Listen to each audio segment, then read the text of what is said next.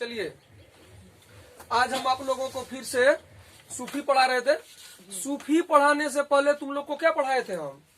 Other धर्म, वैदिक धर्म पढ़ाए, जैन, बौद्ध या शैव, नैनार, अलवार, लिंगायत, इस सब के बारे में पढ़ाए, गुरु नानक के बारे में पढ़ाए, सगुन निर्गुण समझाए।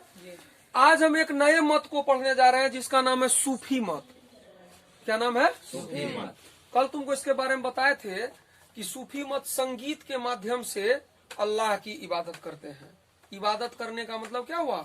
पूजते हैं। ठीक है, अब देखो उसी के बारे में हम पढ़ेंगे। दरअसल सूफी जो है वो कई सिलसिलों में बटे हुए हैं। कई सिलसिलों में, सिलसिला को तुम मत भी कह सकते हो। कई सिलसिलों में सूफी बटे हुए हैं जिसमें 4 प्रमुख हैं।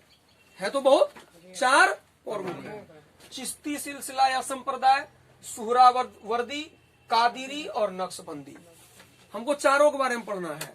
और इंटर एग्जाम में तो फिक्स है कि सबसे लगभग एक क्वेश्चन उठा लेता है, ऑब्जेक्टिव या सब्जेक्टिव में। क्वेश्चन को छोड़ो, ज्ञान लेना इसका जरूरी है। भारतीय इतिहास में ये बहुत ही इंपॉर्टेंट चीज है। अब चलिए सबसे पहले हम पढ़ते हैं चिश्ती सिलसिला के बारे में। भारत में सबसे अधिक फेमस यही सिलसिला हुआ। इस सिलसिला के प्रवर्तक कहते हैं जो लागू करता है, जो पहली बार उसको ही किया है, वो थे ख्वाजा मोइनुद्दीन चिश्ती। कौन थे? ख्वाजा मोइनुद्दीन। चिश्ती सिलसिला के प्रवर्तक थे। 1192 ईस्वी में यह भारत आए थे। किसके साथ? मोहम्मद गौरी के साथ। गौरी गजनबी के समय में यह भारत आए थे और भारत में चिश्ती सिलसिला की स्थापना की। चिश्ती सिलसिला की स्थापना किसने की? ख्वाजा मोइनुद्दीन चिश्ती ने। अब इनके बारे में जानते हैं कुछ। किसके बारे में? ख्वाजा मोइनुद्दीन चिश्ती के बारे में।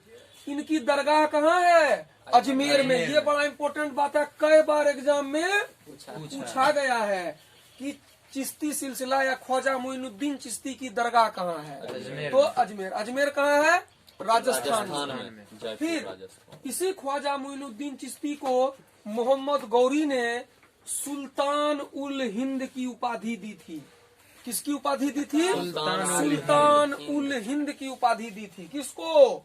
ख्वाजा मोइनुद्दीन चिश्ती को। किसने? मोहम्मद गौरी को।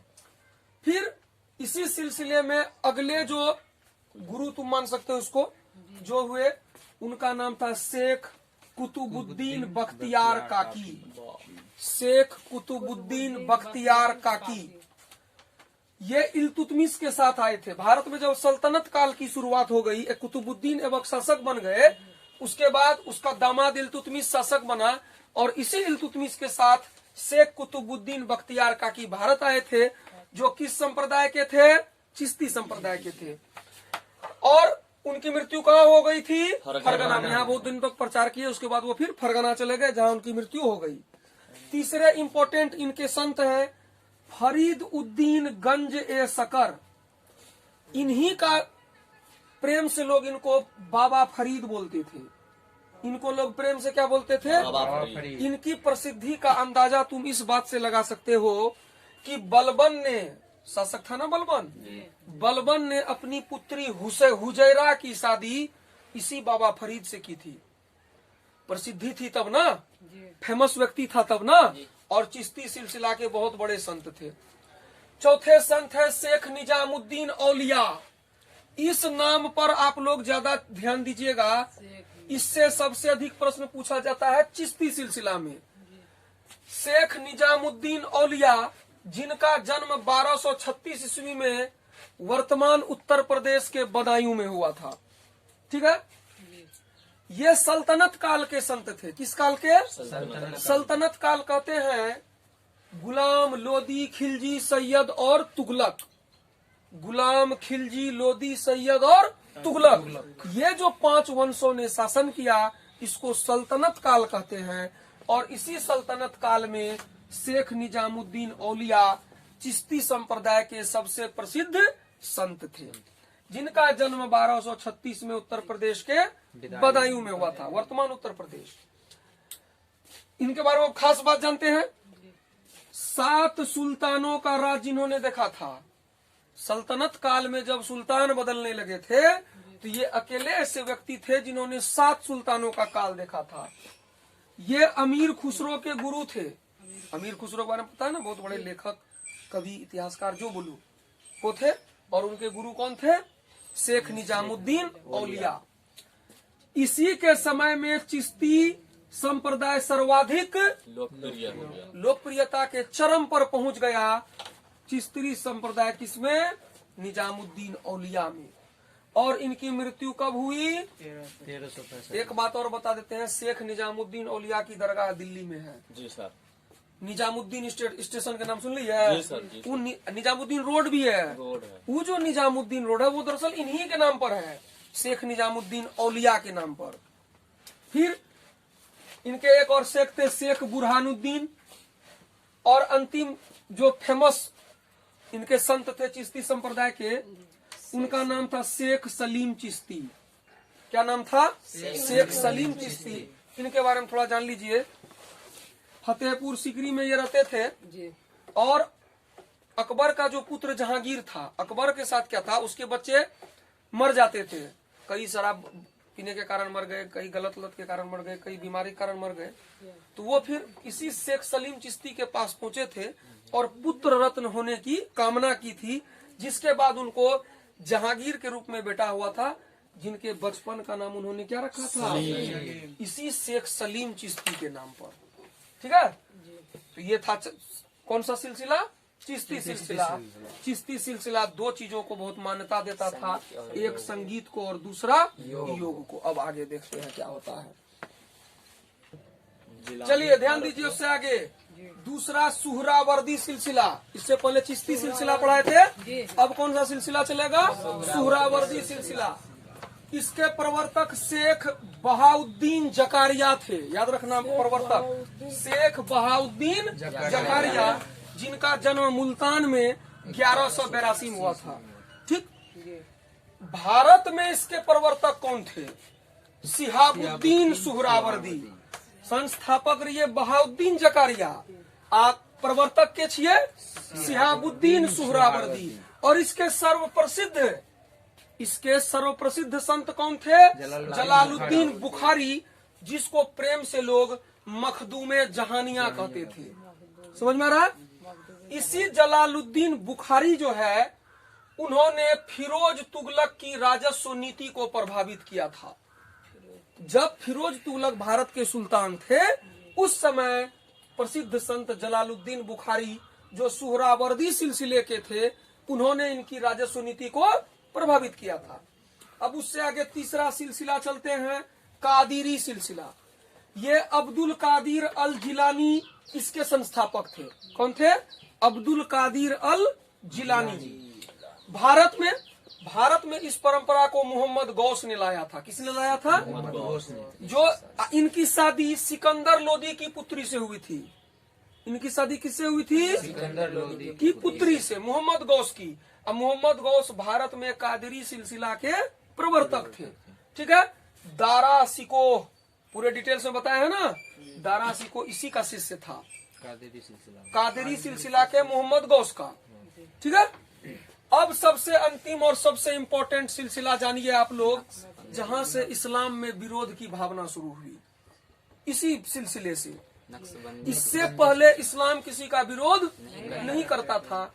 ये सिलसिला आया और औरंगजेब इसी सिलसिले के रंग में डूबा था, जो उसने भारत को इस्लामिक देश बनाना चाहा और बेचारा खुद मिट गया। औरंगजेब खुद मिट गया। ध्यान दीजिएगा, इसके बारे में थोड़ा जानना है, समझना अच्छे से। नक्शबंदी। ख्वाजा वकी बिल्लाह, ख्वाजा वकी बिल्लाह इसके संस्थापक थे। इनके एक प्रसिद्ध संत थे जिनका नाम था शेख मासूम। क्या नाम था? शेख मासूम। जिनके शिष्य कौन थे?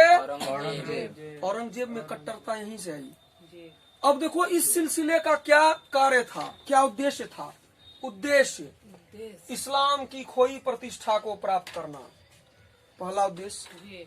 दूसरा, कुरान एवं हदीस के नियम का पालन।